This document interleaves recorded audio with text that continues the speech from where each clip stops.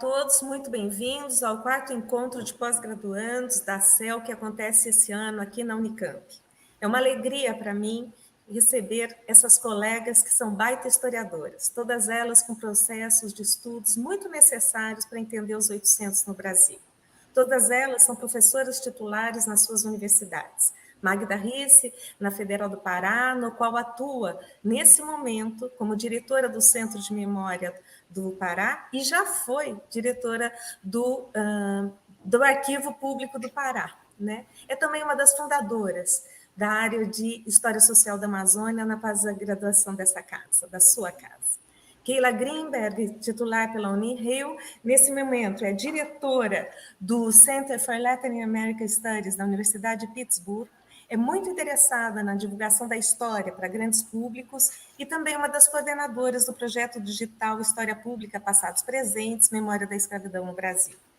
É uma alegria para mim contar, enfim, com uma mesa com a Beatriz Mamigonian, que é professora da Federal de Santa Catarina, titular lá também. Tem vários pós-doutorados, mas eu acho que eu gostaria de destacar duas coisas muito importantes. A sua atuação em pós-graduação da História na sua casa de atuação universitária, bem como no doutorado interdisciplinar da Universidade Federal de Santa Catarina. Eu lembro ainda que ela dirige uma coisa que eu gosto muito e acompanho, que é o Programa de Educação Patrimonial Santa Afro Catarina. Queridas, muito bem-vindas. Elas são, acima de tudo, para mim, grandes professoras. Esse é um encontro de pós-graduandos. Somos todos aqui estudantes de história, profissionais de história. Somos pessoas que investimos nisso. Aguardamos a sua pergunta aqui na lateral, se você quiser colocar qualquer coisa. Os certificados serão enviados pela plataforma para quem está inscrito. Devo dizer ainda que agradeço muito ao IFISH, ao Zé Maria e ao Ricardo, que ajudam na nossa transmissão do evento aqui dentro. O tema dessa mesa é Cidadania, 1822-2022. Elas são especialistas no tema e nós vamos ter chance de conversar sobre essa experiência coletiva, partilhada, doída e, ao mesmo tempo, altamente política. Muito bem-vindas, estamos muito contentes de ouvir vocês. Vamos fazer assim. Magda Risse fala em primeiro momento, na sequência, Keila Greenberg e, por fim, Beatriz Mamigonian. Abrimos para os debates na sequência. Meus melhores agradecimentos. A minha casa está feliz porque vocês estão aqui e, ao mesmo tempo, para vocês, muitas vezes, também é uma casa, vocês sabem disso. E, por outro lado, é uma alegria que possamos estar na Sociedade de Estudos dos 800. Magda, bem-vinda à Unicamp. Minha casa de volta, né? Vim da Unicamp também, muito feliz. Muito obrigada, Yara, a todos, né, do CEL. Muito feliz de estar aqui com a Keila, com a Beatriz, falar um pouco de algo que está muito na minha cabeça atualmente, que é aquilo que Edward Thompson chamava do muro que separa o século XVIII do século XIX. Fiz a minha tese do ano passado sobre esse momento, e aqui a Yara me convidou para falar um pouco sobre esse 800, e eu pensei em falar de um tema que eu estou gostando de começar a trabalhar, que é essa questão do calendário e a construção de uma ideia de um calendário cívico dentro do Império. Só que eu vou falar mais de como isso começou, né? Depois a gente pode discutir, eu posso falar sobre como é que eu penso os caminhos mais interiores ao século XIX, né? Acho que podemos começar com isso. O título que eu escolhi foi falar das folhinhas eclesiásticas, que para mim foram as precursoras dessa construção temporal e política que foram depois as folhinhas cívicas, né? Constitucionais e cívicas do Império. Então, o Pará teve uma folhinha nessa virada do século, em 1822, chamada Folhinha do Pará, que foi censurada, foi bastante crítica, que eu vou trabalhar em especial, né? Então, eu não consegui encontrar o diário eclesiástico que aqui circulou desde o século XVIII, que era o diário eclesiástico muito parecido com esse que está na tela de vocês, que era do Rio de Janeiro, de Mariana, e aqui era de Pernambuco, do Maranhão e do Pará. Mas pelo jeito eram muito parecidas, então eu vou trabalhar um pouco com essa antiga ideia de um diário eclesiástico e vou comparar um pouquinho com a Folhinha do Pará. Bom, primeiro de tudo é preciso entender que o Pará de hoje é muito diferente do que era o Pará do final do 18 até 1817, né? E era muito diferente porque a perspectiva que se tinha, principalmente de 93 até 1817 para o Pará, era o Grão-Pará, que incluía não apenas o Rio Negro, mas também incluía uma certa parte do Maranhão, Piauí, uma parte grande do que hoje é o Tocantins, antes era Goiás, e ainda tinha o entorno limítrofe aqui, que era... eu acho que eu posso até mostrar no mapa melhor para vocês. Olha, aqui tem um mapa construído pelo Bates, já na década de 50, que dá um pouco essa dimensão, né? O Pará fica aqui, né, a construção, mas aqui tem Maranhão, né? Tem toda uma relação com Oeiras aqui, que é na fronteira com o Maranhão também. Aí tem o Médio Amazonas, o Alto Amazonas, Barra era Manaus, que dividia o Rio Negro para um lado e o Rio Negro para cá, os Solimões para cima, né?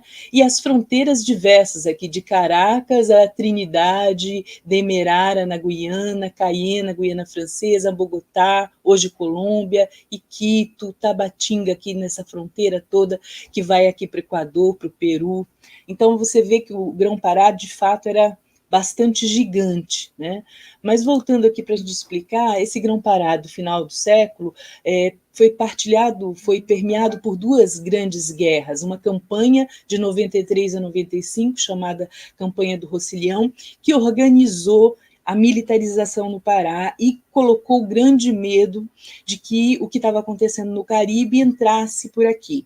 E o Pará se tornou uma grande muralha de contenção das ideias revolucionárias, especialmente aquela que fez eclodir o Haiti entre 1791 e 1804, né? Nascer a primeira nação negra da América, e todo um processo que vai levar ao primeiro processo de abolição da escravidão durante o processo da Revolução Francesa, né? E toda a crise que isso vai instaurar nessa região. Ao mesmo tempo, isso vai fomentar um laço de união muito grande entre os comerciantes lusitanos, os paraenses e os maranhenses. E depois de 1808 vai ter um outro processo. Se antes eles eram muralha de contenção, em 1808 é de expansão do modelo que teoricamente teria dado certo. Em 1798 se muda, se reestrutura toda a forma de organização do trabalho, numa carta régia que tem a data de nascimento do Dom João VI, é 12 a 13 de maio, né? 13 é a data de nascimento do Dom João VI, e que militariza esses indígenas, esses libertos, e vai se reorganizando todo o trabalho para ter, de um lado, o policiamento, a contenção, e, de outro lado, a expansão que vai tomar Cayena entre 1809 e 1817. Então, esse Grão-Pará vai expandir, por exemplo, o que seria a sociedade civil e liberal. Aqui em cima à direita, nesse slide, eu coloquei um maço de população do finalzinho do século, a capa do maço de população do finalzinho do século XVIII. E vocês veem que ele é no formato de um astrolábio, né?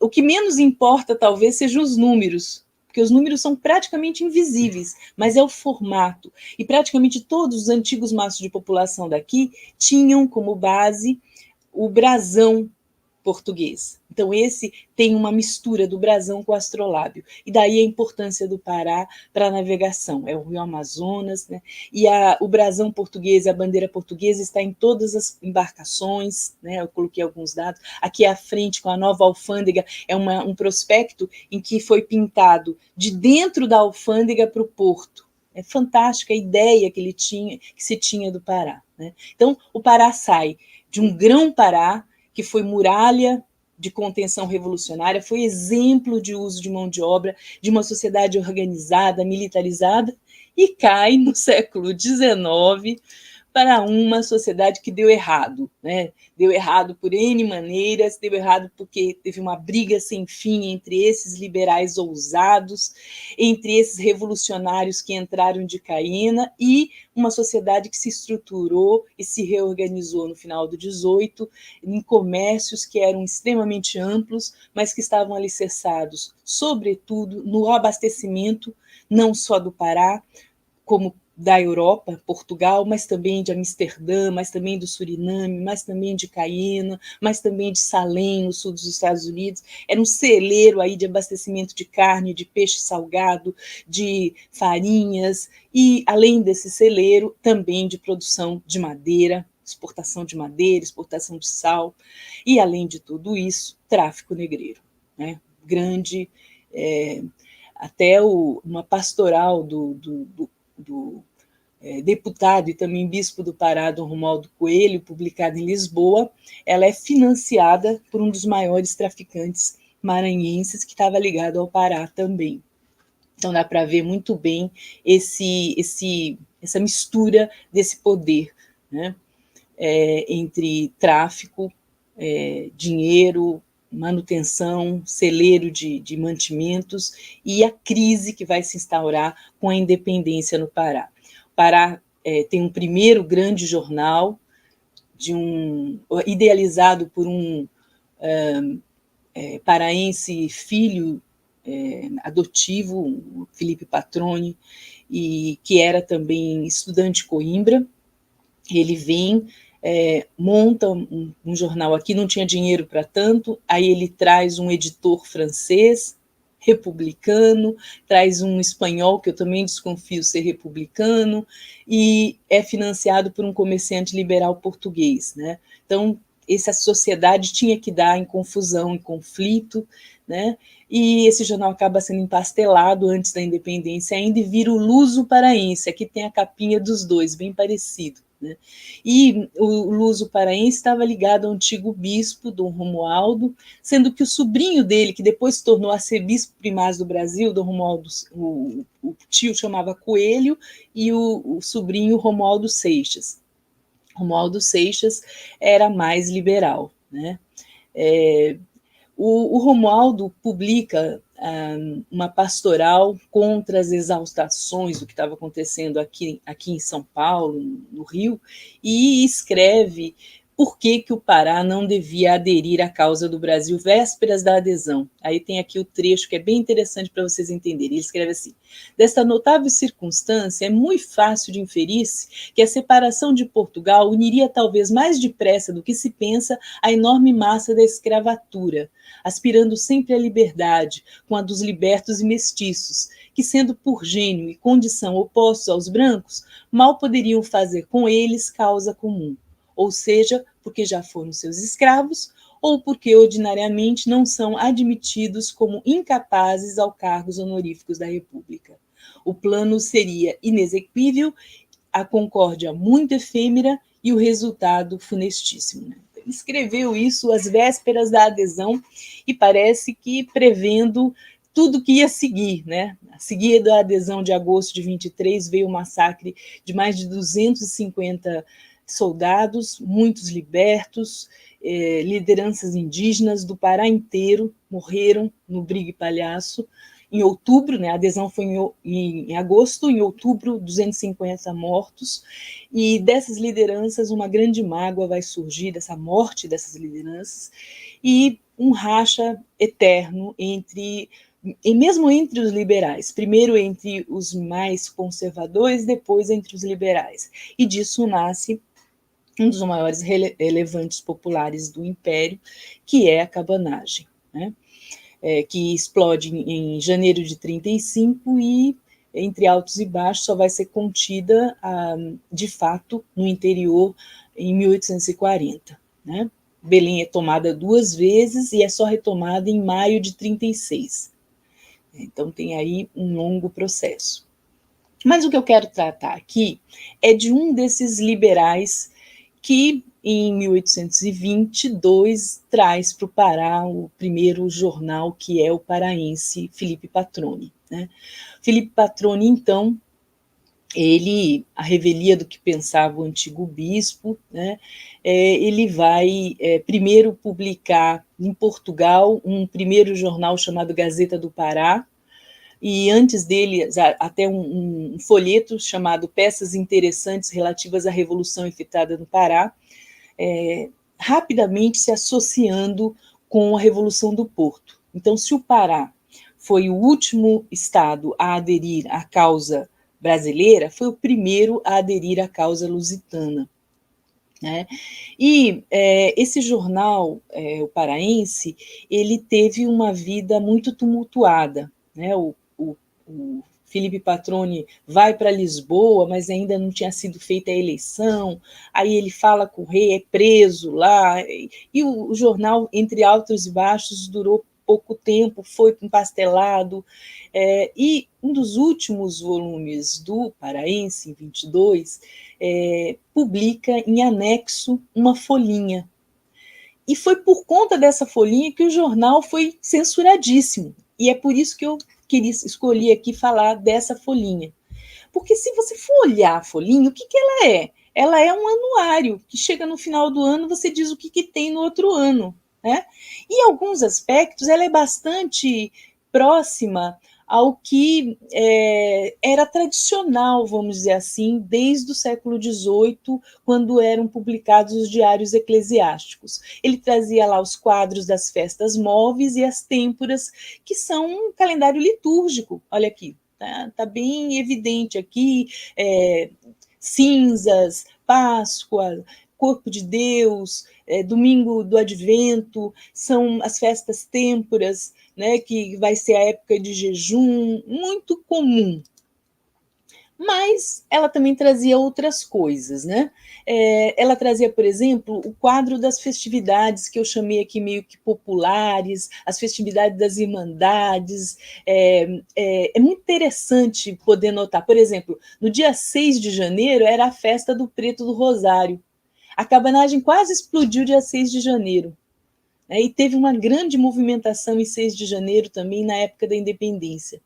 Então, é bem interessante a gente notar, ele colocar isso em destaque no calendário. Né? Tem algumas coisas, por exemplo, com a transladação de Santo Agostinho em fevereiro, que era uma festa do convento, né? Que era um convento bastante liberal também. Né? E são coisas, então, que a gente tem que começar a se atentar quando a gente estuda o mundo dos liberais. Né? Bom, eu estou explicando aqui essa parte. Mas tem coisas que me chamaram a atenção, embora possam ser semelhantes. Ele dividia o calendário também em eras, com festas móveis e têmporas, e algumas estações do ano. Né? As têmporas estão ligadas às estações do ano também. Nessa parte parece bastante comum, e eu estou mostrando para vocês aí como era no Diário Eclesiástico do Rio de Janeiro, e provavelmente era como era no do Pará, de Pernambuco e Maranhão também. E é bem parecido com o que tem na folhinha do Patrone. Porém, na folhinha do Patrone, tem alguma coisa que deu muito errada, que era a parte onde eles falavam das datas chamadas da monarquia. Né? Então, tradicionalmente se falava dos natalícios do rei, dos príncipes, das princesas, especialmente aqueles que eram os infantes. Né? Também se falava com uma certa frequência as datas de descobrimento de Goa, da Índia, descobrimento do Brasil. Na folhinha de São Paulo não tinha nada de São Paulo nem do Rio, mas na do Pará tinha a chegada aqui no Pará. Então, era uma coisa mais regional, pelo menos a do Patrone. Porém, o Patrone foi censurado pelo que ele não colocou. Ele esqueceu, né, teoricamente, acho que deixou de colocar a data de natalício do Dom João VI. Né?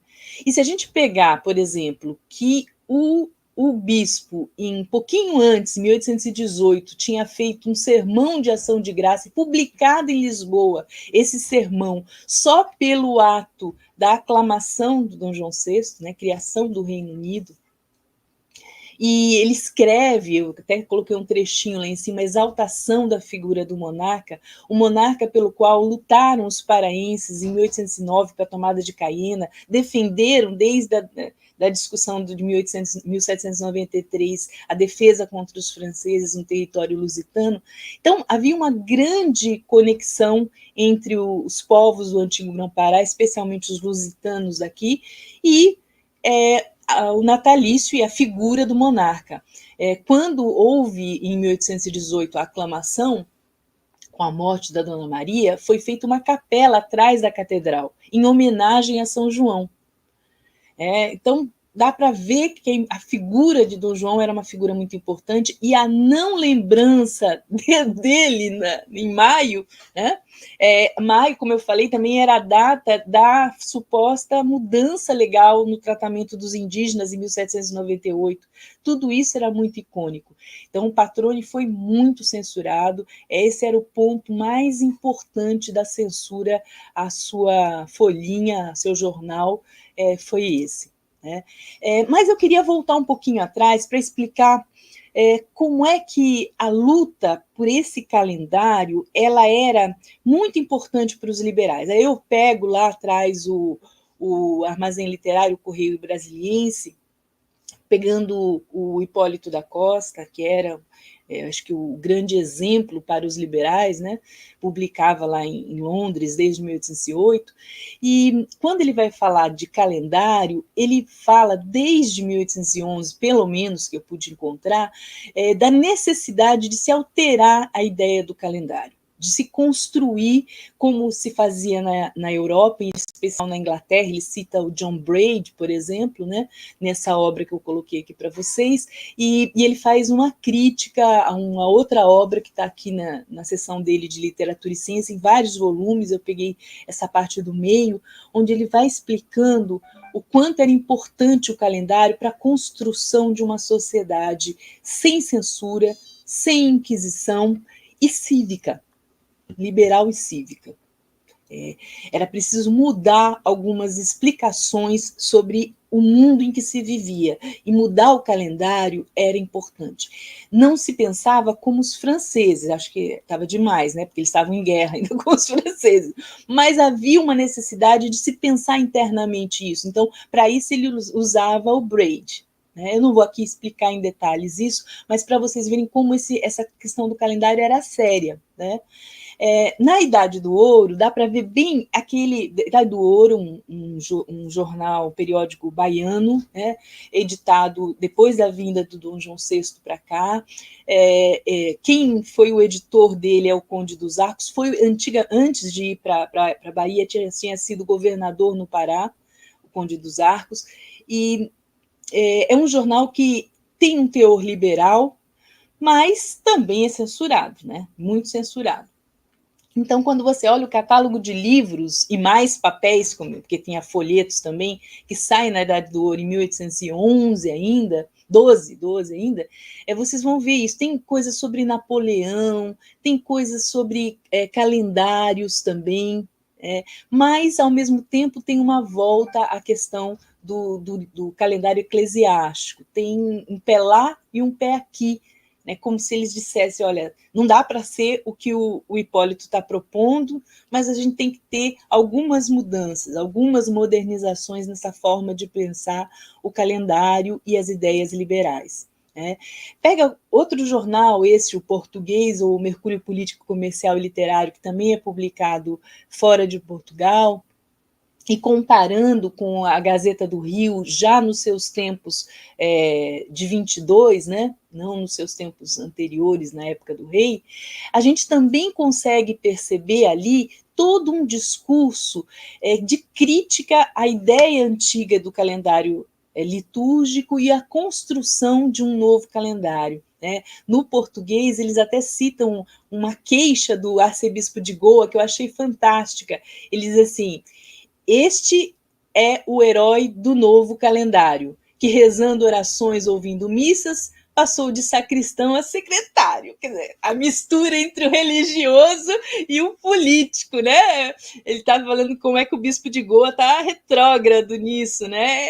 A ideia é essa, a ideia é que esses padres pudessem, no seu afã liberal, construir um novo mundo, e para isso precisavam ir para ser secretários, né? Como foi o caso que eu estudei mais particularmente do Feijó, né? Não eram todos os padres, mas alguns padres, e no Pará muitos. Quando o patrone sai, por exemplo, deixa preso, fica no lugar dele o cônego da Sé, o Batista Campos. O Batista Campos todos dizem, um dos mais incendiários liberais do Pará. Né? Quando os cabanos tomam o poder, o Batista Campos havia morrido, mas na eleição seguinte, eles tentavam eleger outro padre, que também era jornalista. Então, tem muitos, né? Nos jornais liberais do Pará, há uma hegemonia de redatores padres. Então, essa coisa de virar de sacristão para secretário foi levado muito a sério no Brasil. No Pará, com certeza. E eu pego aqui o exemplo da Gazeta do Rio para uma última discussão que eu quero levar aqui adiante com vocês, da questão da censura. Porque se a gente voltar um pouquinho e vocês olharem aqui esse diário eclesiástico, ele é ordenado pela Congregação do Oratório de Lisboa. Havia não apenas a censura, mas o monopólio da publicação desses diários e dessas folhinhas. Eram os oratorianos. E o que vai ser pregado aqui já na Gazeta do Rio, a partir de uma leitura muito particular do debate da Corte de Lisboa, eu não encontrei exatamente como está aí nos diários oficiais, mas o que eles relatam aí é que houve uma crítica enorme contra os oratorianos. Até que um dos seus priores pede para publicar uma outra obra que não é de calendário, e aí isso tem, de fato, nas atas das cortes, o que se diz para ele, olha, não precisa pedir, porque agora qualquer um pode publicar, nós não temos mais censura. Então fica... Agora, na versão da Gazeta do Rio de 22, isso tudo é muito mais forte, né? Tudo assim, nós estamos aqui para dizer que agora todo mundo é livre, né? Eu, às vezes, fico bem chateada de achar que a Gazeta do Rio é só um jornal retrógrado, porque ele é um jornal que mudou muito ao longo do tempo. Então, precisa se estudar um pouco essas mudanças todas, né? Ele foi muito criticado pelos novos jornais liberais, e ele tem uma fama muito aquém do que ele se propôs, pelo menos nos seus últimos tempos, né? Então, aqui tem um exemplo. E, para concluir, eu queria chamar a atenção de 2 pontos, porque eu quero também ouvir todo mundo aqui e saber mais das perguntas de vocês, porque o Felipe Patroni, todo mundo fala dele, do paraense, mas ele viveu muitos anos depois da independência, né? E em 1935, quando está eclodindo a cabanagem, ele está publicando no Rio de Janeiro uma obra bastante interessante, mas considerada à época como enlouquecida. Quase todos os paraenses eram tidos, especialmente os liberais, como fora do padrão, né? Chamado A Bíblia do Justo Meio da Política Moderada, ou, e aí tem um segundo título, são 2 propostas de título, Prolegômenos do Direito Constitucional da Natureza, explicado pelas leis físicas do mundo. Ninguém entendeu muito à época o que ele quis, ele escreveu o que ele queria nesse prefáciozinho curto, mas não explicou muito. Logo em seguida, ele abriu uma sessão de aulas gratuitas pelo método do ensino mútuo, no qual ele explicava pela Bíblia do Justo Meio, pela Constituição, não só a Constituição brasileira, mas a portuguesa, a liberal francesa também, como era necessário entender a física da natureza. Ele era um naturalista formado em Coimbra, e como, se olhando tudo isso, era possível se extrair aí um justo meio, né? E construir uma sociedade como se pensa a Bíblia. A Constituição e a Bíblia seria a Bíblia dos liberais, né? Bem interessante. Então, nesse mesmo momento, embora o Felipe Patroni tenha sido considerado enlouquecido, né, por essa obra, ele também tinha escrito uma cartilha para o imperador, ele fez uma porção de coisas que não foram bem vistas. Embora isso tenha acontecido, ele foi um dos primeiros a propor, um pouquinho depois, em 37 para 38, um jornal pedindo a emancipação do Pedro II, chamado Correio do Imperador, e finalmente ele foi considerado um dos precursores desse chamado golpe da maioridade, né? Então, tem todo e termina a vida voltando para Portugal porque se desilude com o que aconteceu com o Pará e com o Brasil. Mas o que me chama a atenção para a gente concluir a nossa fala aqui é que enquanto ele publicava a Bíblia do Justo Meio, indo mais adiante do que estava se propondo, né, não é só fazer uma folhinha cívica, era muito mais aí, né? Era rediscutir esses patamares da relação entre o civil e o, vamos dizer assim, o ensino, né?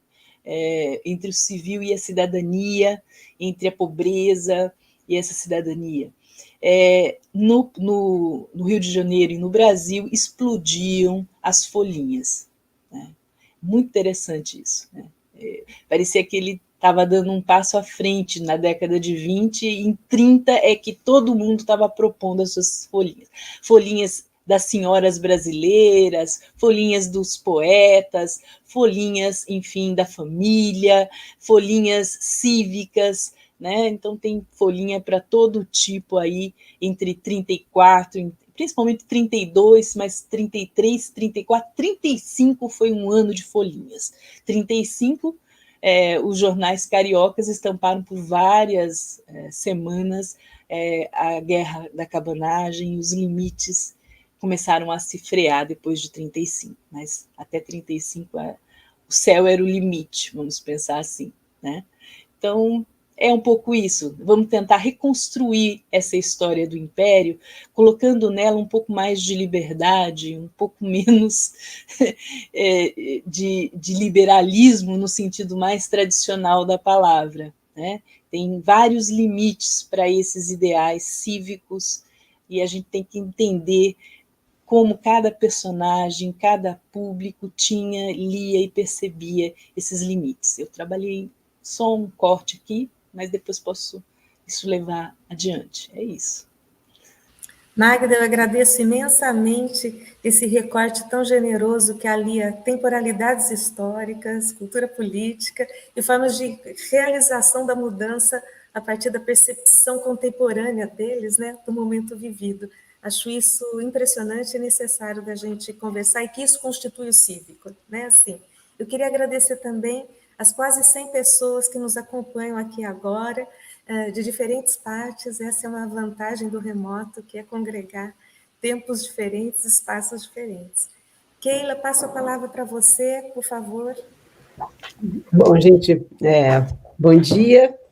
Queria agradecer muito, Yara, o convite para estar aqui. Primeiro, por tantos motivos, né? Primeiro, estar aqui com as minhas colegas, minhas amigas, que eu não...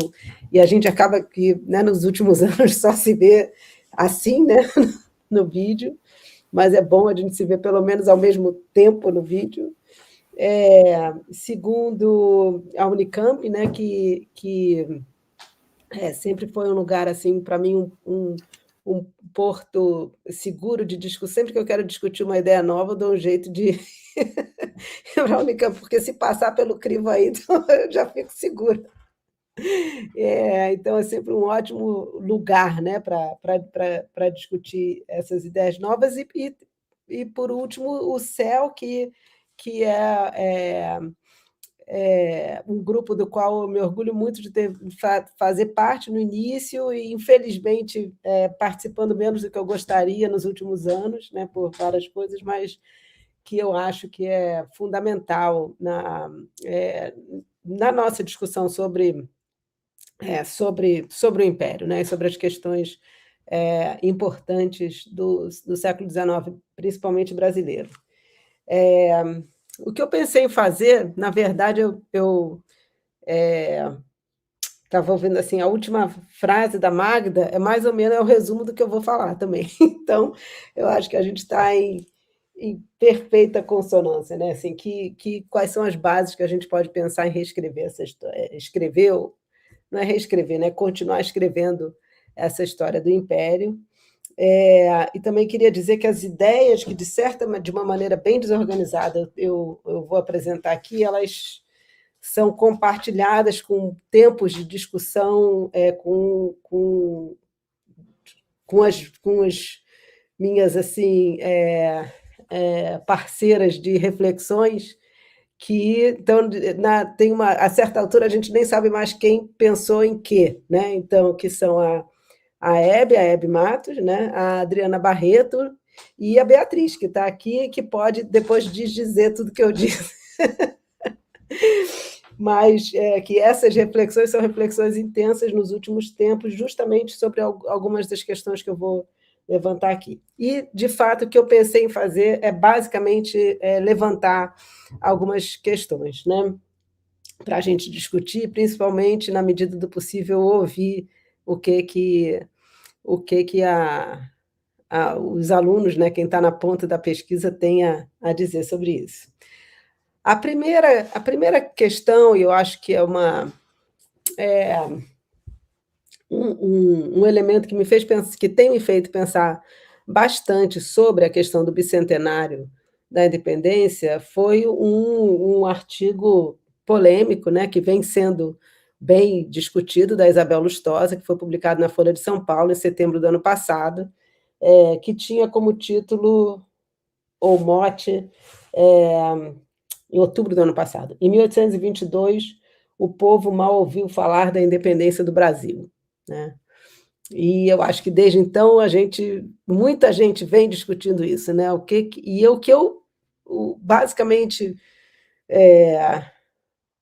uma das coisas que me fez pensar, primeiro, é que eu acho que a gente pode, nem é o caso que eu vou fazer aqui, é discutir o que é independência. É óbvio que no dia 8 de setembro ninguém ouviu falar de independência nenhuma, isso não é relevante para a nossa discussão hoje, mas não era isso que estava sendo discutido no artigo, né? A questão que eu acho que ainda é relevante para a gente pensar é o que é povo nesse momento, né? Esse povo ao que se refere, né?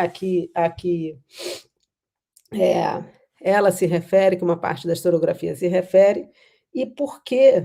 E aí eu acho que é uma questão para a gente pensar por que ainda existe, depois de 20, 30 anos de pesquisa sobre a participação popular nas lutas, na independência, por que essa linha de interpretação ainda é uma linha de interpretação tão poderosa para pensar essas continuidades, né, na história do Brasil. Não tenho resposta para isso, mas é evidentemente uma interpretação que eu respeito, mas que eu julgo também que é conservadora, porque ela justamente, e tem outros trabalhos muito conhecidos nessa linha, né? Eu acho que Os Bestializados, que sempre foi uma referência para mim, até um dos livros que me fez fazer história, né? Quando saiu e quando eu li, mas que pensa, né, essa questão da ausência da participação popular, não na independência, mas depois na República e nesses anos também conturbados do início da República, né? Então, eu na verdade, eu não estou pensando aqui em necessariamente criticar a visão, que eu estou pensando é tentar entender a força dessa interpretação, né? Assim, e como que é uma interpretação que ganhou um lugar dentro do nosso imaginário, né, nacional, de certa maneira, sobre a história do Brasil, né?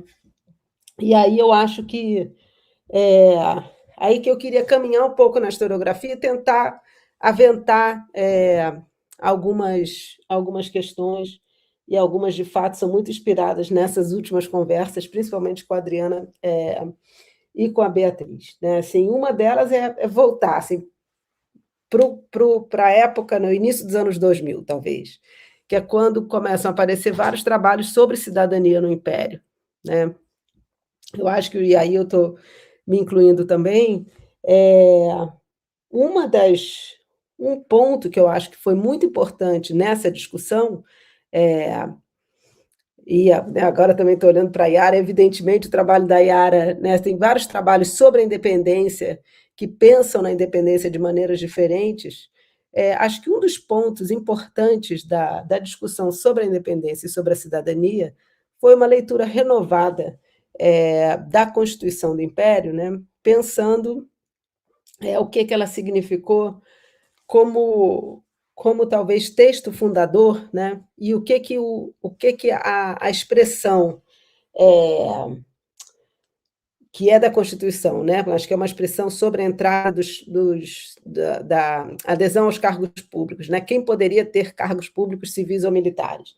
Que dizia que ninguém seja admitido sem outra diferença que não seja dos seus talentos e virtudes, né? Esse liberalismo né, que a Magda fez referência antes, e que eu acho que tem uma perspectiva muito interessante ainda, né, para a gente pensar o que esse liberalismo significa, né, o que essa expressão significa quando ela está escrita, né? Assim, o que o fato de isto estar escrito na Constituição significou para aquelas pessoas que naquela época estavam lutando por aquilo, né? Então, acho que esse é um ponto importante, principalmente porque nós, como historiadores, né, se a gente se situa, vamos supor, em 1822 ou 1824, é claro que o cenário é o cenário daquilo que está mudando em relação ao passado, né? Então, qual era o passado? Para admissão nos cargos públicos, seriam, generalizando muito e ampliando muito, em relação aos critérios de nascimento, né? Quer dizer, a pessoa nasce em uma categoria social e dessa categoria ela não muda, né? Claro que generalizando muitíssimo, né? Eu estou falando isso porque eu acho que aí estou pensando muito nessa cronologia que eu achei interessante, né? A gente pensar as cronologias que vão levando a certas mudanças, né? Pensando na apresentação da Magda, é que esse momento, 1824, né? Esse texto, que eu acho que foi muito valorizado por muitos de nós, agora, né, eu estou citando de cabeça, você certamente vou esquecer, mas, por exemplo, um texto importantíssimo do Jaime Rodrigues, né, sobre os significados da participação popular e desse artigo, o trabalho da Gleides Ribeiro sobre a maneira como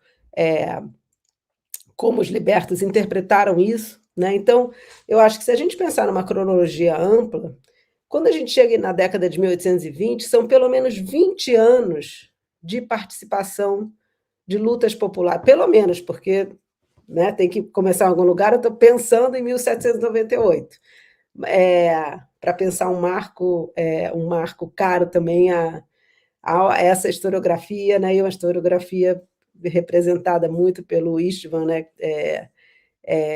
quando ele começa a pensar, né, os alfaiates. Então, eu acho que um ponto é a gente entender o que pode ser essa participação popular, né, e que participação popular que tem aí, talvez, até a independência, 20 anos, né, depois da independência, mais 20, de intensas lutas populares, e de lutas populares que têm a ver com discussões sobre os significados da palavra liberdade para grupos diferentes, né?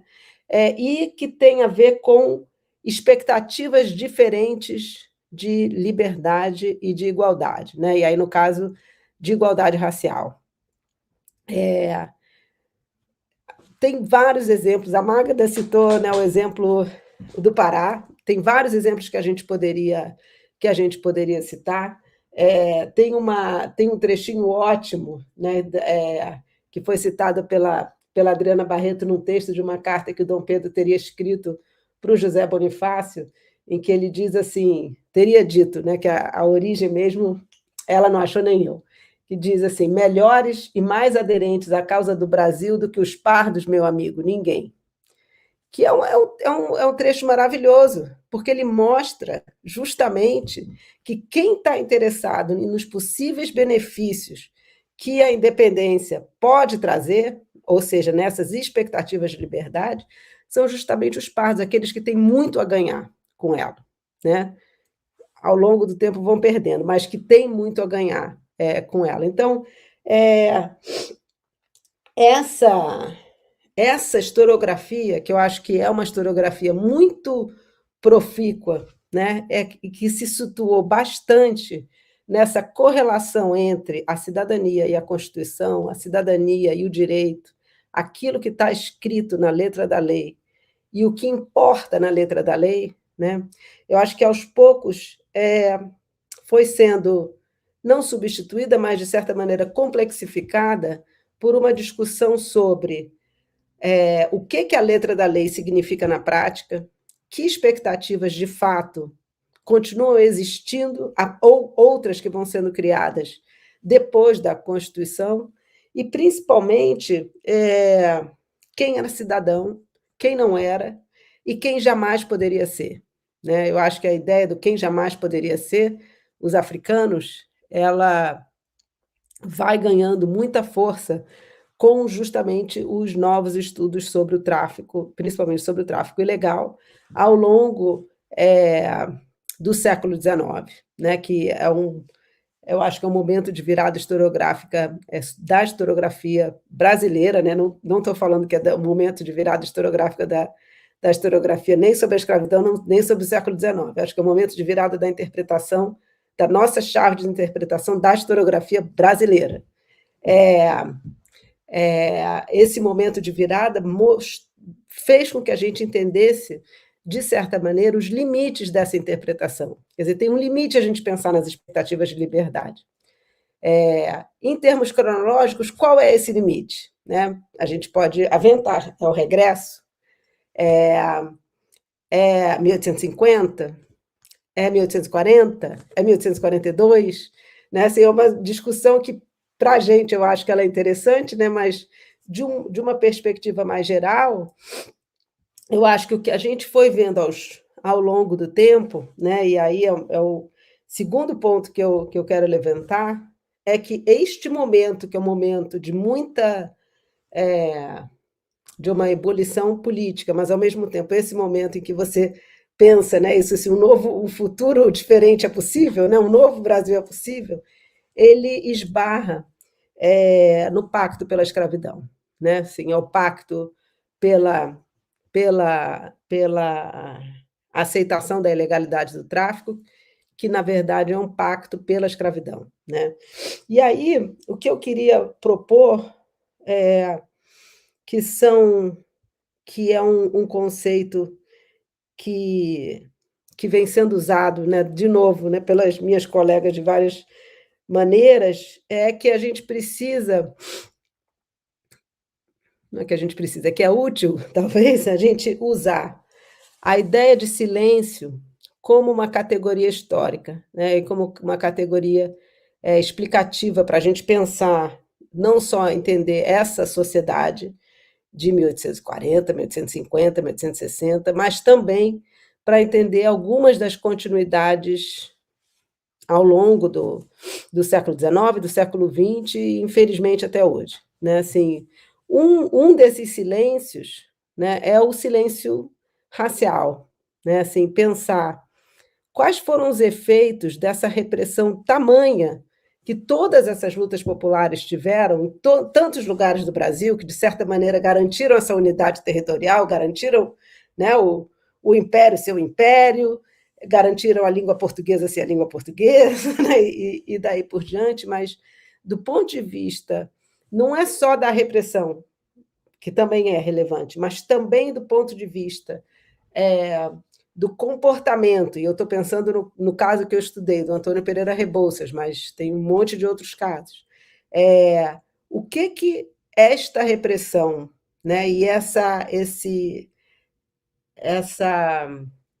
estreitamento de expectativas, de conseguir que esses direitos pelos quais eles lutaram fossem realmente garantidos na prática, o que eles significaram para a construção deste silêncio sobre a cor ao longo do final do século XIX e do início do século XX. Né? Quando A Hebe escreve no Das Cores do Silêncio que a cor vai deixando de aparecer nos documentos e que isso, de certa maneira, é uma estratégia, né? E que vai tirando a relação daquelas pessoas com um certo passado escravista.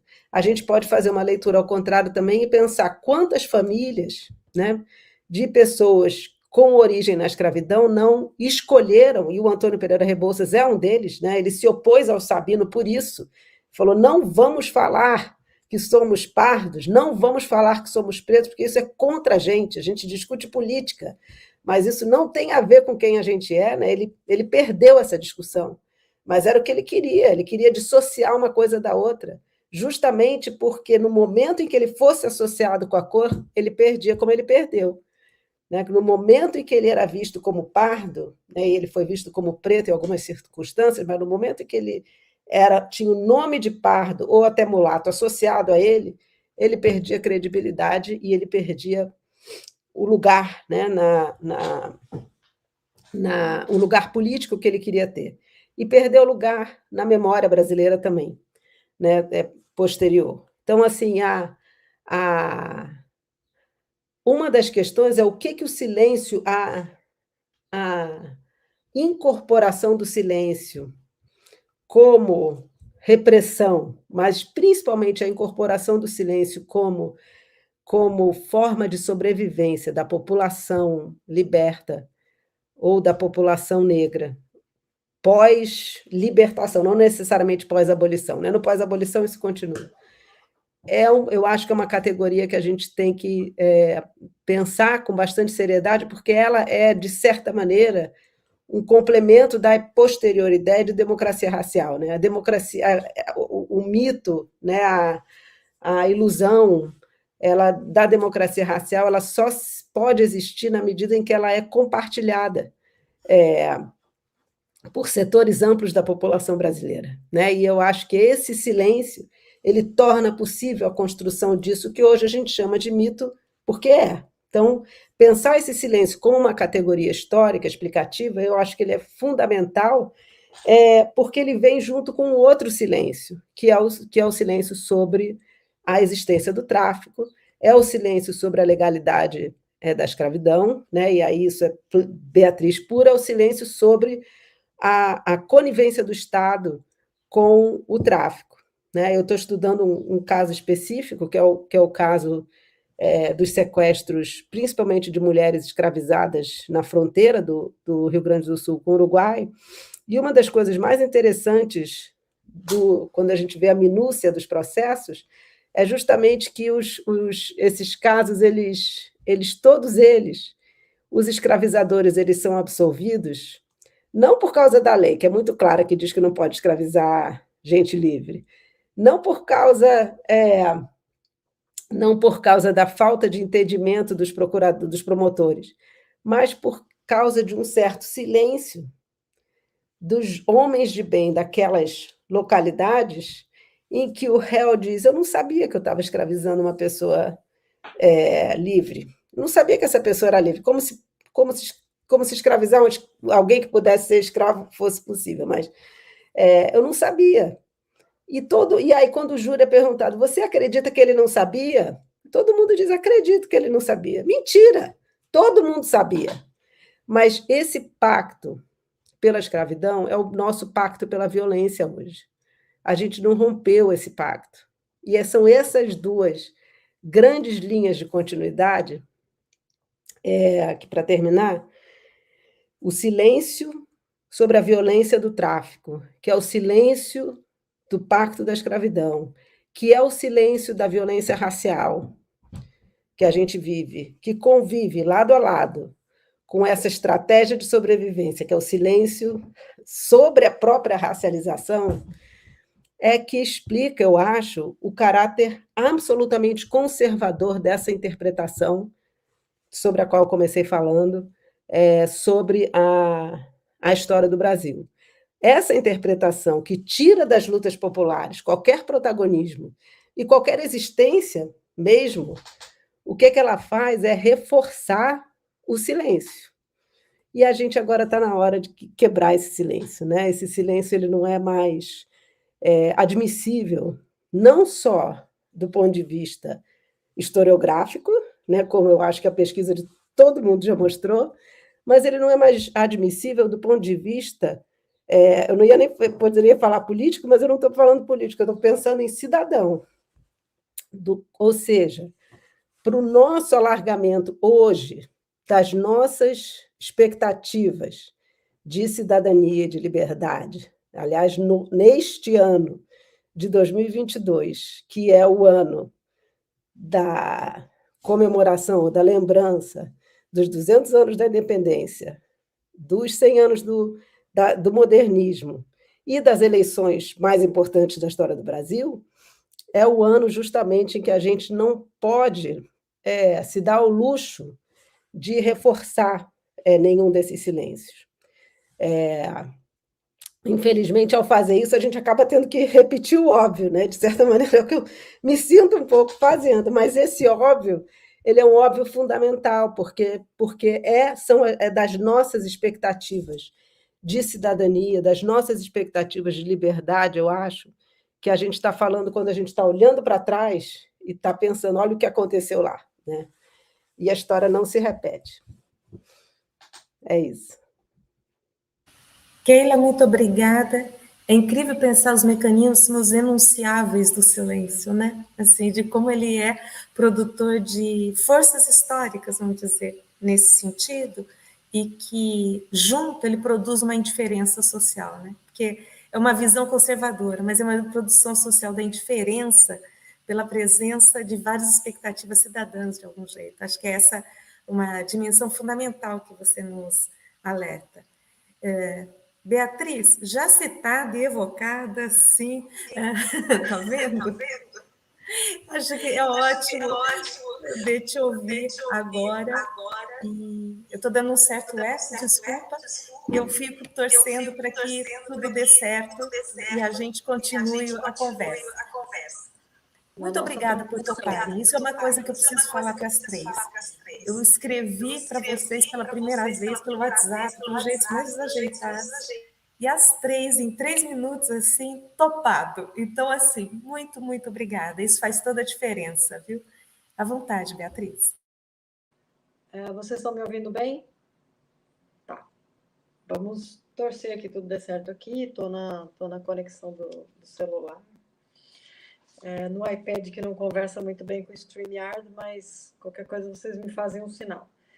Eu queria também agradecer muito o convite do Rodrigo, da Yara, e do José e da Cel para participar dessa mesa, e queria, como a Keila, reiterar a importância da Unicamp na minha formação como pesquisadora. Eu fiz doutorado fora, mas os meus colegas de doutorado eram os colegas da Unicamp e a Keila. O Jaime, a Regina, a Lúcia, eles foram meus colegas de doutorado. A Sandra, a Cláudia também, que depois não ficou na academia. Então, é um privilégio gigante. Com a Magda já estava longe, né? Mas a gente dialogava com os teus trabalhos. É um grande privilégio estar em diálogo com pesquisadores pós-graduandos, né, como a Keila reiterou, que estão na ponta da pesquisa. Então, de certa forma, isso é um encontro. Cidadania estava no título da minha tese, que está fazendo 20 anos. Colega tentando entrar na sala, tomara que não dê certo. Desculpa.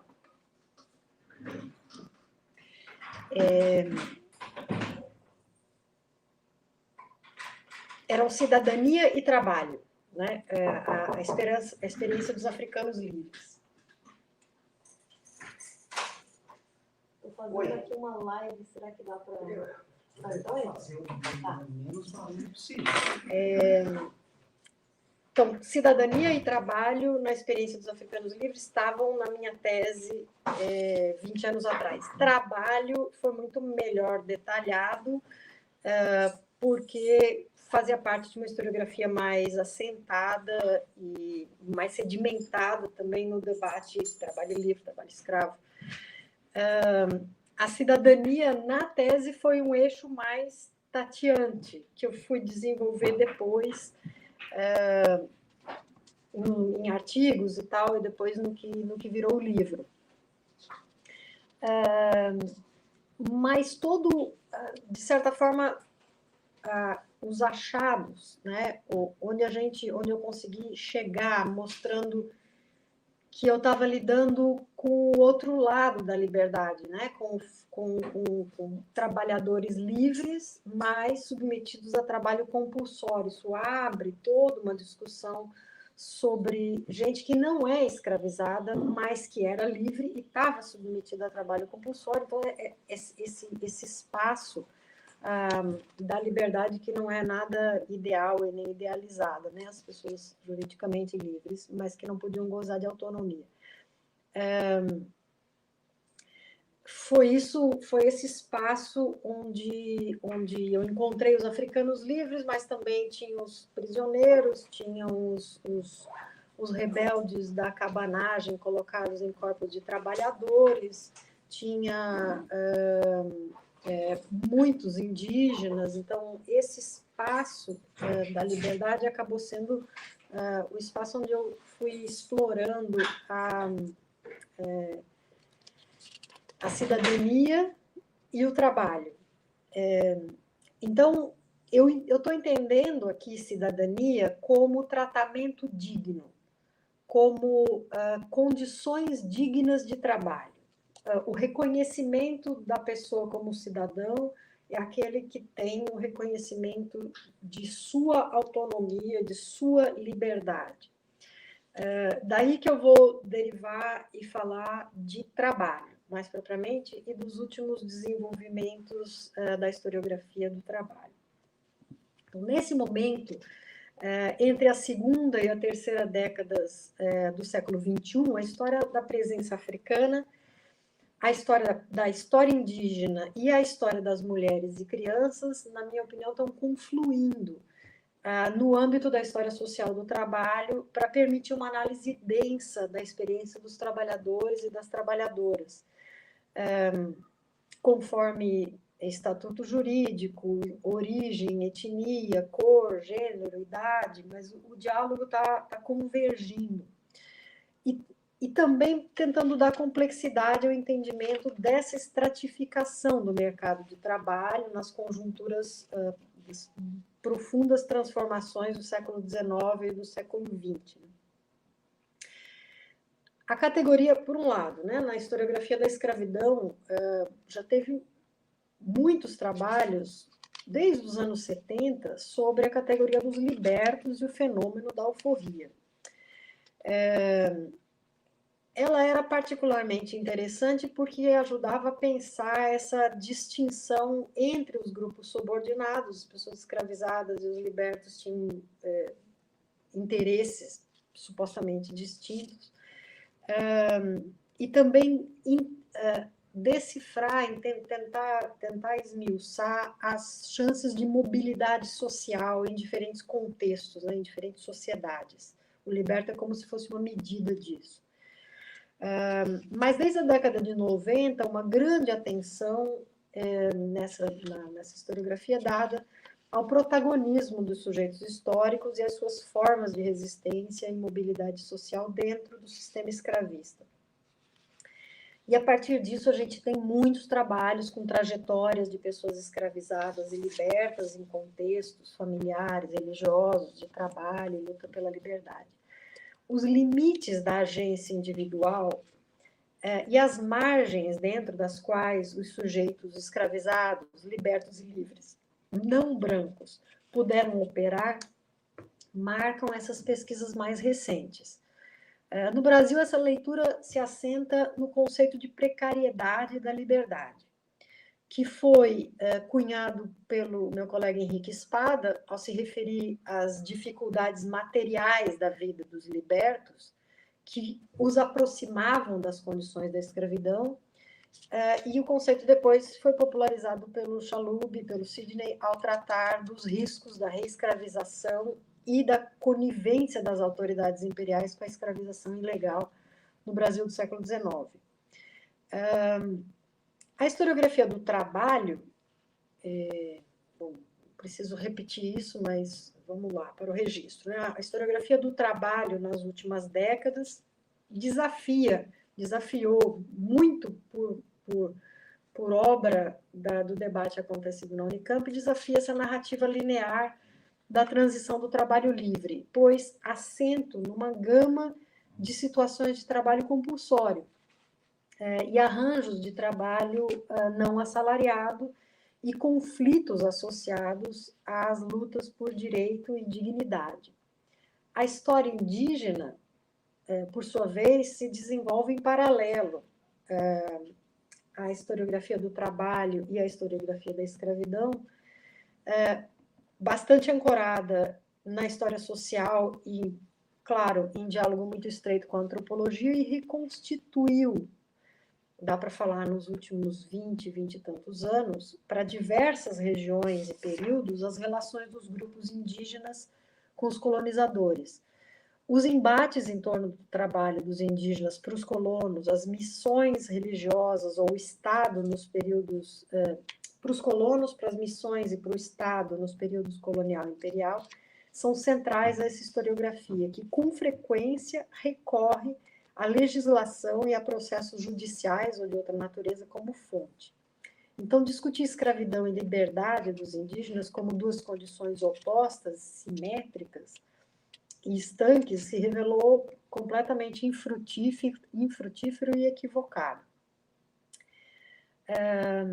As pesquisas recentes têm apontado para quão precária, em todos os sentidos, era a liberdade dos homens e mulheres indígenas, a liberdade, entre aspas, dos homens, mulheres e crianças indígenas, período republicano adentro, e a gente chega hoje, certamente. Além disso, uma outra vertente que também está se encontrando com a história do trabalho é a investigação sobre as mulheres. Muitas investigações recentes sobre as mulheres trabalhadoras têm chamado a atenção de nós, historiadores do trabalho, quanto o gênero estava ausente dessa reflexão.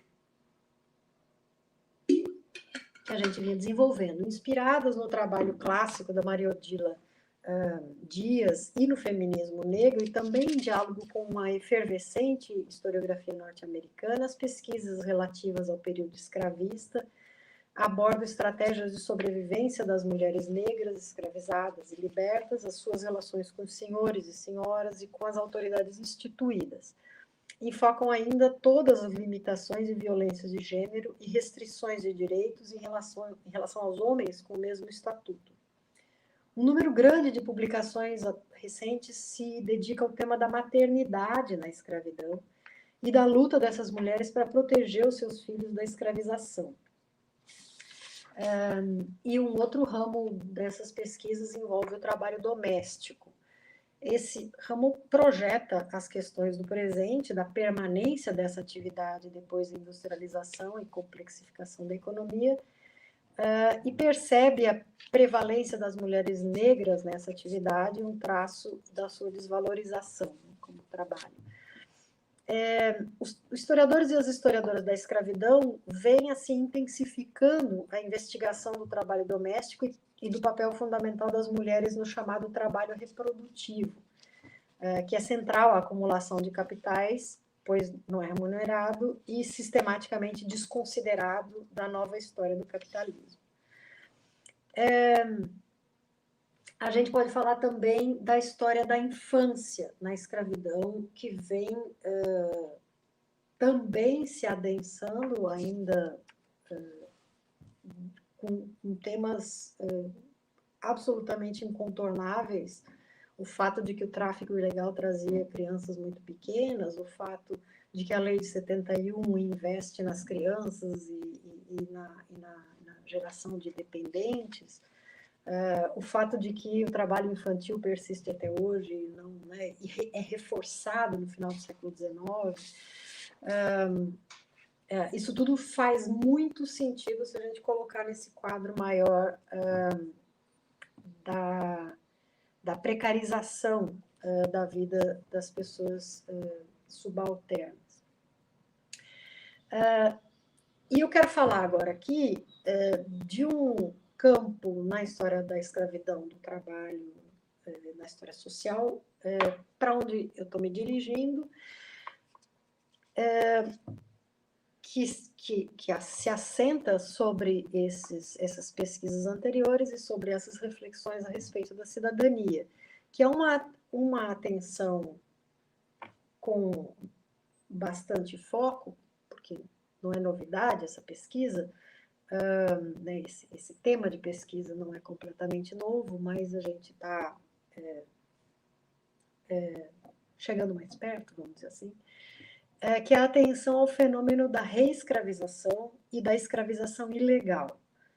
Esse é um tema que vem crescendo, decorre, na minha opinião, desse acúmulo dos estudos sobre as formas de escravização, né, como as pessoas são tornadas escravas, os modos de passagem entre a escravidão e a liberdade, mas também agora da liberdade para a escravidão de volta, e também os estudos sobre os arranjos da exploração compulsória da mão de obra de indígenas, africanos e afrodescendentes. Então, claramente, eu vejo que a gente está num momento de convergência dessas historiografias da escravidão africana, do trabalho indígena, da exploração das mulheres e das crianças. E o problema das fronteiras entre a escravidão e a liberdade acaba sendo incontornável, porque ele é central à análise das formas de exploração, né, desses grupos. A definição de quem é, de fato, legalmente escravizado no século XIX ocupava os tribunais. E não deixa de ocupar hoje, né, nos casos de escravidão contemporânea. Eu vou contar um episódio que eu já contei em outros ocasiões como essa, mas que sempre nos provoca muito. Esses casos aparecem na imprensa com muita regularidade. Estou olhando aqui o relógio. Em junho de 2017, o Tribunal Regional Federal da Primeira Região, TRF1, julgou um processo em que uma mulher de Goiânia foi acusada pelo Ministério Público Federal a submeter uma criança indígena de 11 anos a trabalho análogo a de escravo. A mulher, pastora evangélica, teria se oferecido para cuidar da menina e lhe dar educação, quando o pai precisou de auxílio em Goiânia, vindo de Barra do Garças, no Mato Grosso, para tratamento médico. A criança, de fato, chegou a frequentar a escola, mas também fazia serviços domésticos, trabalhando inclusive à noite, nos finais de semana, sem remuneração e sujeita a castigos físicos. Ela entregava panfletos da igreja nas ruas e praças de Goiânia, e o Ministério Público, então, denunciou a mulher por trabalhos forçados, trabalho degradante e jornada excessiva, entre 2009 e 2010, quando isso aconteceu. Ela foi absolvida na primeira instância. Agora, em 2017, os desembargadores do TRF1 confirmaram a sentença, avaliando que a denúncia não apresentava provas. E o tribunal declarou em nota que a menina não confirmou que sofresse privação de alimentos ou que houvesse total sujeição a atividades degradantes e humilhantes. E não é possível afirmar que os castigos impostos tenham sido fatores de submissão total ou que constituíram limitação à liberdade de locomoção e de trabalho da menor. Então, essas evidências de que ela frequentava a escola e saía à rua demonstraram para os desembargadores que ela não sofria restrição de locomoção e não parecia sob coação, portanto, isso não era bem escravidão. Como a Mariana Dias Pais já apontou, os juízes e desembargadores da Justiça Federal fazem uma analogia com a escravidão como eles imaginam que fosse no passado, com privação de liberdade e violência física, e dessa maneira raramente reconhecem os casos contemporâneos como escravidão. Então a questão é, como cidadãs e cidadãos, nos inquieta profundamente perceber no presente a permanência do trabalho compulsório e ainda a impunidade do crime. Mas como historiadores temos que evitar o anacronismo e traçar paralelos entre o trabalho escravo contemporâneo e os sistemas de trabalho vigentes até a abolição da escravidão, de maneira metodologicamente correta. E aqui vale pensar como a sociedade brasileira e as nossas instituições lidam com essas práticas desde os tempos da independência. Prestar atenção nisso e apurar o foco e jogar para a independência com a visão do século XXI e perceber algumas mudanças, algumas rupturas aparentes, mas ao mesmo tempo tantas continuidades, é muito perturbador. Né? Então, tem uma série de casos do século... Agora acabou de fazer 20 minutos, não é, Yara? Tá. Está na página 7.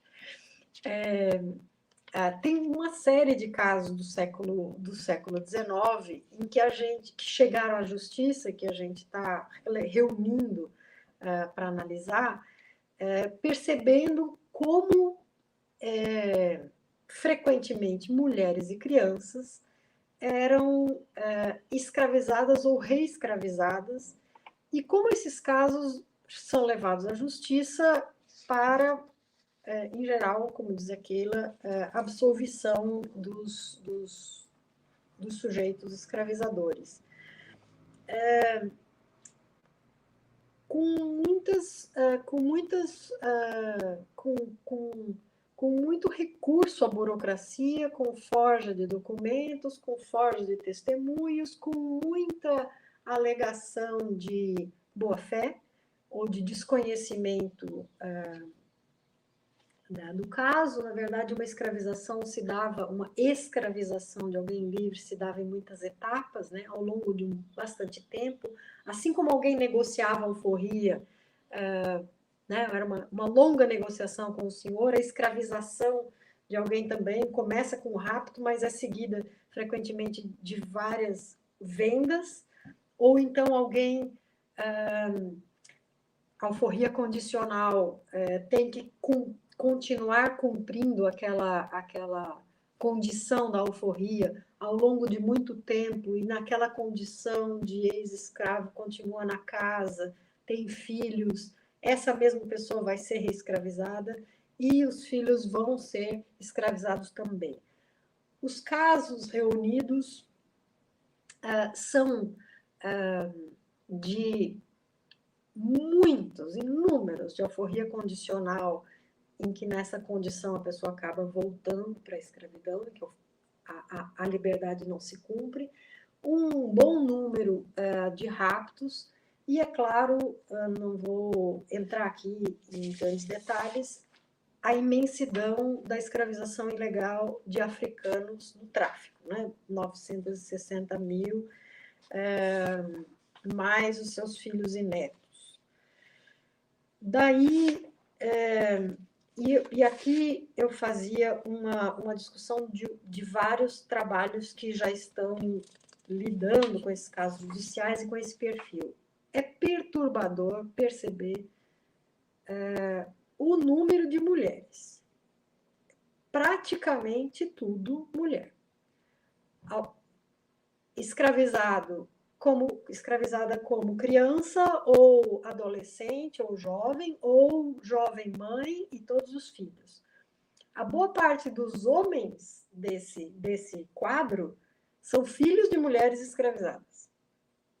Então, poucos são efetivamente pessoas sequestradas ou escravizadas homens. É quase tudo mulher. É muito perturbador perceber, porque a gente reconhece nesses casos, século XVIII, século XIX, essa sistemática prática que se repete. E que está no caso de Barra dos Garças, né? Eu vou aqui, então, me encaminhar para o final. A atenção ao fenômeno da reescravização e da escravização ilegal tem crescido, decorre de um acúmulo de estudos sobre formas de escravização, modalidades de passagem entre a escravidão e a liberdade, e vários arranjos de exploração compulsória da mão de obra de indígenas, africanos e descendentes. A gente falei disso agora ainda há pouco. De certa forma, a historiografia dos últimos 20 anos era um tanto otimista na ideia da conquista da alforria. Né? Aquilo tem muita responsabilidade nisso, porque a história da Liberata era uma história de conquista junto ao judiciário. Né? E agora o nosso foco, apurando, junto das ações de liberdade, tem um número pequeno, porque era só a ponta do iceberg dos casos de ação de escravidão, de trazer a gente de volta para a escravidão por ingratidão, por motivos, ações de manutenção de liberdade, que são quando os libertos reclamam de estar sendo reescravizados. Essas estão coexistindo nos tribunais, os tribunais estão cheios desse processo, e é incrível como a história do direito nem considera o fato de que a liberdade era um problema no século XIX gigante para todo mundo, ninguém podia contornar isso. Alguns mais legítimos, e eles não conseguiam contornar os problemas de alforria condicional, mas o problema dos africanos ilegais é um tanto mais silenciado. Então, isso também varia conforme... O acesso à justiça variava conforme o que era considerado mais passível de julgamento. Estamos à beira das comemorações do bicentenário da independência. Então, a narrativa da construção do Estado deve ser revista. Reafirmar a denúncia de que a independência do Brasil manteve a escravidão como algo inevitável não é suficiente. O silêncio sobre a extensão do tráfico ilegal, a promoção do trabalho compulsório pelo Estado e a conivência dos agentes do Estado com a escravização de gente livre é um silêncio insustentável. Africanos e africanas e os seus descendentes foram vendidos e mantidos como escravos, apesar de flagrantes e admitidas ilegalidades. Seus detentores foram dirigentes políticos, grandes e pequenos proprietários fundiários e investidores urbanos, cujas fortunas estavam lastreadas na violência física e simbólica. A conivência com esse crime marcou o funcionamento das instituições em todos os poderes e esferas. O fato de ainda tratarmos os estadistas do Império com reverência é a maior demonstração de como opera o silenciamento da história. Não tivesse a historiografia naturalizado a extensão do tráfico e da escravização ilegal, Bernardo Pereira de Vasconcelos, o Marquês de Olinda, o Marquês do Paraná e tantos outros seriam conhecidos como escravizadores de gente livre. E o José Bonifácio, Marquês do Barbaceno, o Eusébio de Queiroz, o José Tomás Nabuco de Araújo, como, no mínimo, agentes políticos prevaricadores. Estou aqui com o Bonifácio porque tem um caso dele de conivência com o tráfico ilegal.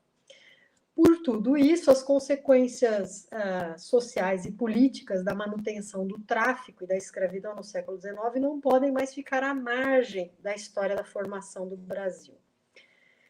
A gente pode dizer o mesmo da nociva naturalização do trabalho compulsório de pessoas livres.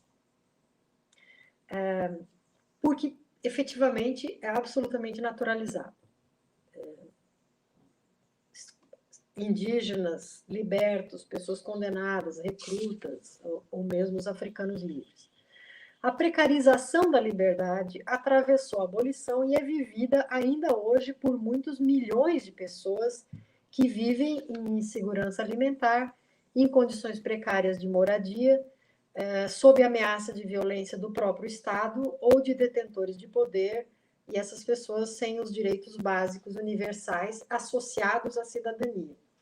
Então, reconhecer que esses grupos sofreram e sofrem violações de direitos humanos e que esse estado de coisas é intolerável, vai junto com reformular a nossa narrativa da história. Aqui eu fecho. Precisão do tempo e a forma sintética que você coloca. É muito interessante pensar como você olha nessa bagagem, nesse acúmulo de ganho historiográfico, como uma espécie de enorme expediente para descolonizar os acervos, inclusive, né? Assim, não é? E ao mesmo tempo de indagar uma história do direito que é profundamente habituada a esses silenciamentos, né? No sentido de que nega a percepção do direito como exercício de cidadania, né? E busca de liberdade. Acho que essa é uma dimensão muito interessante e que acho que atravessou a mesa como um todo, né? Esse é um tema que atravessou a mesa como um todo. Eu vou muito rapidamente colocar 3 perguntas que vêm das pessoas que nos assistem. O João do Cumbi pergunta, provavelmente para as 3, mas eu acho que faz sentido, quem são, enfim, esses populares? Porque eu acho que tem uma dimensão da presença dos populares como os escravizados, os trabalhadores das formas compulsórias do trabalho, mas apareceu aqui um dado novo nessa mesa, que é crescente, me parece, que são as mulheres e as crianças. Acho que a questão de gênero cresce muito no século XIX, também por isso. Então, acho que é uma pergunta muito relevante que o João nos faz e que talvez a gente possa dar mais precisão. O Ayrton Kavenack pergunta, imagino direcionado mais à Magda, como se pode falar em circulação das ideias numa massa de povo analfabeta, né? No interior, vamos dizer, do que se definiu como analfabeta, olhando para as tiragens de exemplares e subastas, se processava isso apenas entre grupos privilegiados. E, por fim, Keila, o Bruno Martins de Castro pergunta para você uma coisa importante. Se você pode comentar sobre o papel do Fundo de Emancipação como garantidor da liberdade de determinados escravizados e da afirmação de seus direitos de cidadania. Tem uma longa pergunta para Keila ainda, do Alisson Balego, em torno sobre as pessoas escravizadas usando a fronteira como um modo, vamos dizer, uma estratégia por justiça e liberdade. Se você poderia dizer isso, algo mais sobre isso. E das mulheres nesses processos, onde elas são sujeitos e protagonistas de uma rede de solidariedade que se diferencia, vamos dizer, dos homens nessa medida ou de um teor masculino. Eu tenho uma pergunta para vocês que eu vou aproveitar muito rapidamente. O Zé Maria vai deixar a gente ficar mais uns 10 minutinhos, que é quem nos dá suporte aqui dentro, 10, 15 minutinhos, que é da seguinte natureza. Há uma afirmação contemporânea das heterogeneidades e pluralidades das independências. É um ganho, sem dúvida. E hoje, nessa mesa, a gente tem sugestões não de sínteses históricas, mas de possibilidades de intervenção e de pensar novas categorias historiográficas mergulhadas nos corpos documentais e nos corpos em luta, vamos dizer, nos corpos que querem liberdade, suas expectativas, do que é possível pensar gestão da violência e gestão da liberdade. São esses eixos mesmo que vocês reconheceriam como chaves para a gente destacar? E se é nessa direção que vocês vão, e como isso está na fundação do país, na fundação da nação, vamos dizer, e está no momento presente, né? É um tema crucial do tema do presente. Não é à toa que o tema da gestão da violência como uma questão central historiográfica apareceu nas 3 falas, né? Então, talvez a gente olhar para isso e que aprendizado talvez a gente tenha deles. Se vocês destacariam algo. Muito, muito obrigada.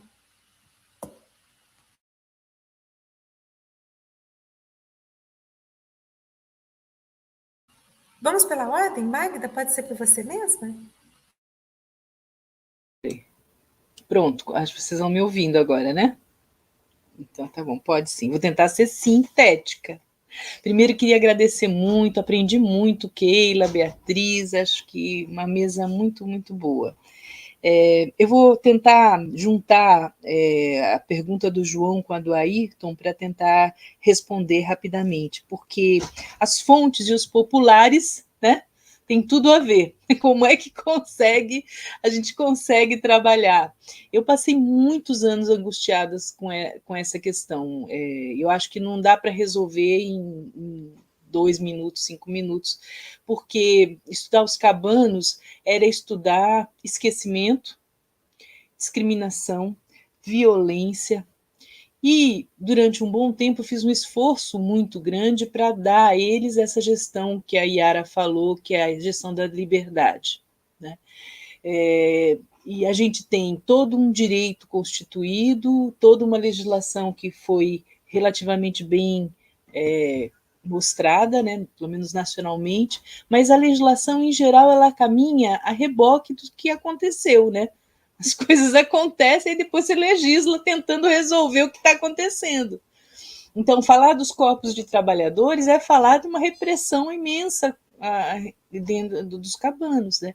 E assim sucessivamente. Então, o que eu acho que é interessante para a gente conseguir ir juntando essas questões que a Yara colocou, do João, do Ayrton, é tentar mostrar, acho que 3 blocos de documentos que podem ter potencialidades para trabalhar essa questão dos populares e mesmo com essa massa analfabeta.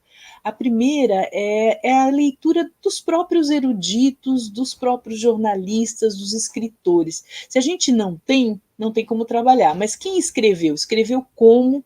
Escreveu por quê? Escreveu com que perspectiva? Né? Então, pegar o debate que vai se instaurando nos jornais e tentar entender, não o que tal jornal disse, mas o que aquele jornalista, naquela situação de briga com quem, botou tal pessoa ou outra pessoa no meio da roda. Então, tentar dar nomes a esses jornalistas, tentar dar cor, né? Tentar dar classe social, qual é a posição dele em relação ao trabalho, com relação às mulheres, enfim. Quando a gente consegue entender cada uma dessas pessoas por trás do que está escrito, a gente começa a chegar aos embates. Às vezes tem ódio, né, dele, né, da posição dele. Mas mesmo aqueles que a gente tem ódio são importantes para a gente entender o que está acontecendo, né? Por que está sendo legislado, como é que foi violento, Então, é uma fonte da mais relevante.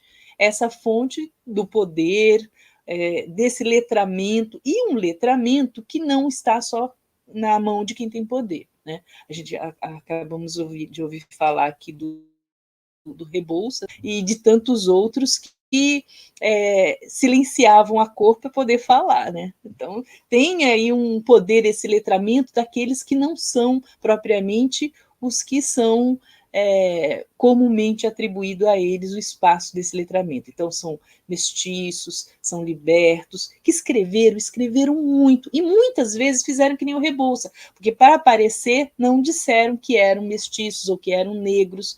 Né? A gente tem aqui, por exemplo, o padre Eutíquio, no final do século XIX, que era maçom. Né? Era maçom liberal e foi excomungado pelo bispo. Né? Então, tem uma aluna trabalhando com ele e com esse grupo de liberais que foi super silenciado. Ele teve que fazer um testamento para dizer, olha, quando eu morrer, não deixe ninguém da igreja, especialmente mandado pelo bispo, vir perto de mim, porque vão dizer que eu me arrependi. Eu não me arrependi. Está escrito no meu testamento, eu nunca vou me arrepender, e se eu tiver algum surto, alguma coisa, e eles disserem que eu me arrependi, não acreditem. Então, para ver como era forte, né, essa fala. Né? E, então, pegar essas pessoas, mesmo as que são letradas, e às vezes aquelas que são mediadoras, eu chamo assim, né, entre esse mundo dos letrados, dos poderosos brancos, e esses outros que podem ser letrados, mas estão ali mediando, discutindo esse conflito. E, por fim, quando dá problema, né? A Beatriz falou tanto aí dos processos, quando dá problema é ótimo, a gente sente muito, é horrível, mas para o pesquisador gera uma quantidade de fontes muito grande. Né? A gente fala muito da ditadura militar e da questão da documentação que veio do DOPS e tudo mais, numa história mais recente. Mas no caso do Pará, foram muitos DOPS ao longo de todo o processo. E a gente tem que deixar bem claro aqui, só para concluir, que o problema do esquecimento na história do Brasil é gravíssimo. né? A Keila falou um pouco, acho que é importantíssimo a gente recuperar isso. Mas na história da Amazônia, ele é gravíssimo e mais um tanto, porque num lugar onde se mostra durante muitos e muitos séculos que existe floresta, existe mata e não tem gente. Quando tem gente, tem índio que é considerado selvagem, é considerado quase animal. Então, essa relação com a falta de gente e a falta de história é um estigma que não cabe a essa região, né? Ela sempre teve muita gente, mas ela nunca foi percebida ou historicizada. Ela sempre foi muito mais esquecida. E esse projeto para construir uma nação que a gente está tentando rediscutir e reencaminhar aqui, muitas e muitas vezes foi tentado colocar e muitas vezes fracassou na região amazônica. Talvez esse seja o nosso maior legado. Ter ainda muito vivas essas pessoas que lá atrás foram sumindo do mapa de São Paulo, do Rio, do Mato Grosso, de Goiás, e foram migrando para a Amazônia, né? Que todos são tomados como povos indígenas, nem sempre todos eram povos indígenas. Esses povos estão todos muito misturados nessa trajetória de fuga desses esquecimentos que a história foi construindo para eles, e os caminhos e fronteiras foram sendo expulsos cada vez mais para a região amazônica. Então é preciso lembrar dessas pessoas no passado e no presente, e perceber que dá para fazer essa história, é possível fazer essa história e é fundamental que a gente possa fazer. Acho que é isso.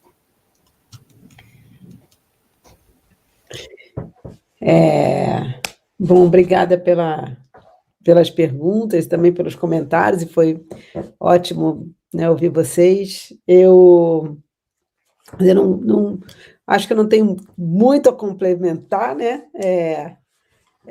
A fala da Magda foi super interessante e ainda específica em relação à Amazônia. Eu acho que tem talvez 2 pontos. Em relação à pergunta sobre os populares, eu acho que um grupo que vem aparecendo na historiografia como muito importante, tendo um protagonismo grande na luta, na discussão pela igualdade, são os militares de baixa patente, né? Assim, tem vários trabalhos, e eu acho que isso não é novo, de certa maneira, mas vários trabalhos vêm mostrando a importância da gente pensar que esses são homens que vivem intensamente a desigualdade, né? Na sua prática cotidiana, dentro da estrutura militar. Então, acho que essa é uma... A gente encontra, né, desde 1798, né, vai seguindo, é muito claro nas revoltas do início da década de 30. Então, a discussão sobre, eu acho que esse lugar, né, das hierarquias e como que elas se reproduzem, elas são importantes. E eu queria só falar sobre isso que a Beatriz estava falando sobre as mulheres e das mulheres, como eu acho que eu, pelo menos, quando comecei a estudar os casos de reescravização no Sul, né, que já tem tanto tempo, eu não tinha a menor noção que eu ia encontrar. Praticamente botei aqui no chat privado, né, no me contive, que os resultados que eu vejo são de escravização de mulheres, né? Porque eu acho que, na verdade, o que eu estou trabalhando não é que são escravização de mulheres especificamente, quer dizer, né, mas escravização de mães. Então, a questão são as crianças, né? Porque elas são o foco. E aí é que eu acho que vem tudo isso que a Beatriz falou antes sobre as mulheres e as crianças, é fundamental para a gente olhar. E essas crianças, muitas vezes, falam nos processos também. Então, elas são agentes, no sentido de falar sobre aquilo que aconteceu. E eu acho que a gente, de fato, já está olhando... Essa historiografia é uma historiografia interessante, né, Beatriz? Eu acho que a gente demorou um pouco para pensar essas dinâmicas de gênero, pensando em outras, né? Mas ela hoje, assim, realmente é muito impressionante. Eu acho até que eu tenho, em alguns casos, algumas hipóteses sobre o que acontece com os parceiros, com os homens. Eu acho que eles tendem a resistir, talvez, mais violentamente, né, no início, e eu acho que muitos são assassinados nesse processo. de escravização e reescravização, né? E isso é uma outra dimensão da violência que eu tenho que eu ainda não consegui avançar, mas que eu acho que aí também tem uma outra quebra de gênero assim importante para analisar. E por fim, assim, eu acho,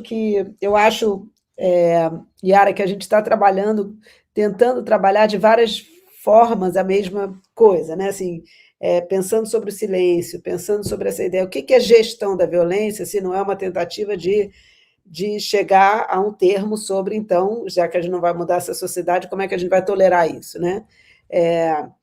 E é justamente essa que eu acho que é uma proposta historiográfica, uma proposta cidadã, da gente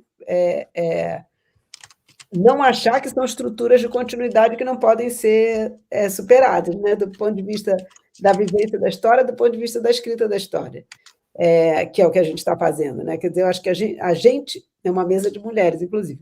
Se colocar como agente nesse processo historiográfico, a gente tem... Eu acho que é assim que a gente se pensa, né? Nesse processo cidadão. Eu gosto de pensar na ideia de silêncio, gosto de pensar nessa ideia que você também falou dessas gestões, né? Dessa capacidade de gestão.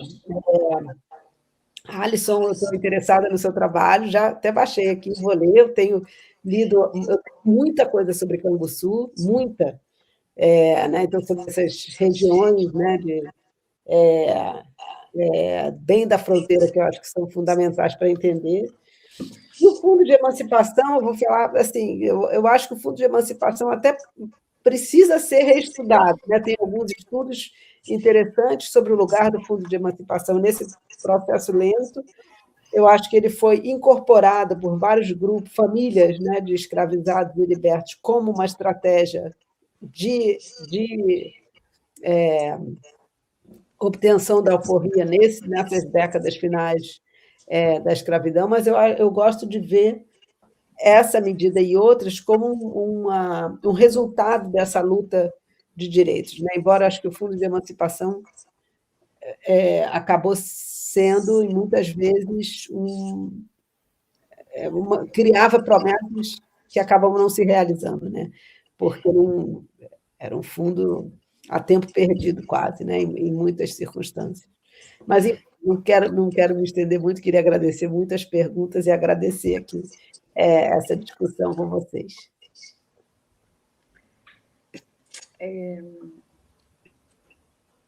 Foi fantástico escutar vocês, é sempre muito estimulante, né? A gente conversar e retomar conversas que a gente vem tendo ao longo do tempo, e, de certa forma, escrevendo e lendo, a gente vai conversando, mas encontrar também.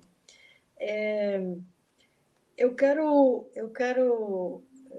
não tenho muito mais a acrescentar, mas quero dizer que isso que a Magda fez, né, ao puxar esses liberais paraenses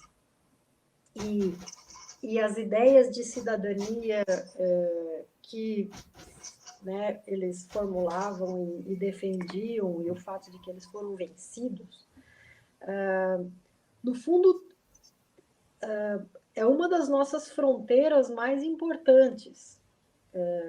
E essa é uma conversa que a gente vem tendo. Lembro dessa conversa com a Adriana, quando ela estava falando Adriana Barreto, quando ela estava falando das tropas. No fundo, quando a gente afina, presta atenção, né, ajusta a lente, a gente se dá conta que a gente foi estudando, né, a minha historiografia foi se adensando sobre todos esses movimentos sociais do século XIX, do século XX, não vou nem falar para trás, mas ela é muito marcada pela criminalização que digamos, esses projetos de Brasil, né, a inviabilização discursiva e política dos projetos de Brasil que estavam presentes ali. Então, a independência, vamos andar um pouco para trás, um pouco para frente, né? E eu acho que o momento do regresso talvez seja essa virada. Investigar os diferentes projetos de Brasil existentes possíveis para aquelas pessoas é uma das nossas grandes missões. E é o que é mais estimulante e divertido para nós, pessoas progressistas, que não gostamos de pensar o império como o regresso, né? Então, é pensar... Mas antes, de certa forma, projetava o republicanismo. Não é esse simples projetar do republicanismo, mas são vários projetos de modernidade que não foram realizados e que estavam em pauta naquele momento e que a gente, né, tem elementos para recuperar, porque, no fundo, são os projetos de nação. A história do Brasil é uma constante... É uma constante luta entre esses projetos de nação, e a gente não pode dizer que algum já venceu, né? Porque muitas lideranças ao longo desse tempo todo foram sendo eliminadas, e é um trabalho de Sísifo, vão nascendo novas, mas vai tentando sepultar, eles vão, né, os donos do poder, vão tentando sepultar essas esperanças, mas elas estão brotando, elas continuam brotando. Então, o nosso desafio é, como historiadores, toda essa nossa metodologia já, né, muito minuciosa hoje em dia, recuperar esses diferentes projetos que foram vencidos, que foram silenciados momentaneamente, mas que, de certa forma, também passam de geração em geração, né? E a maneira como eles passam é fascinante. Não são nunca completamente silenciados, por mais que matem as lideranças. Eu acho que isso que é fascinante. Bom, agradeço demais a presença de todos, a organização da mesa e a participação com duas colegas queridas. Todos vocês. Há uma coisa muito interessante que em todos os trabalhos apareceu esse gosto pela pesquisa, né? E como isso não está encerrado, e como essa condição pós-graduanda nos atravessa como uma paixão movente, né? Acho que eu posso dizer isso. Eu vou convidar todos para amanhã seguirem com as mesas em torno de comemorações, centenários e museus. A gente conta com um time de pesquisadores do Brasil e de fora, novamente, e será uma mesa capitaneada pelo José Alves Freitas Neto. O que eu posso dizer é que a gente começa essa semana da melhor maneira possível, que pensando como é possível inventar formas de liberdade e formas de atuação. Acho que esse é um tema candente para qualquer pós-graduando e para qualquer um de nós, né? No sistema público universitário brasileiro ou na produção de conhecimento em qualquer parte do mundo nesse momento. Então, muito bem-vindas. Meninas, muito obrigada. Estou muito contente com o ouvido. Muito, muito, muito. Agradeço a todos. A Maria e Eduardo, obrigada pelo apoio da gente. Wagner Ramos e Paula Botafogo, também muito obrigada pelo apoio e suporte interno para a ocorrência dessa mesa. Fazer coisas remotas é um mistério. Ainda bem que deu tudo certo. Obrigada, gente. Tudo de bom.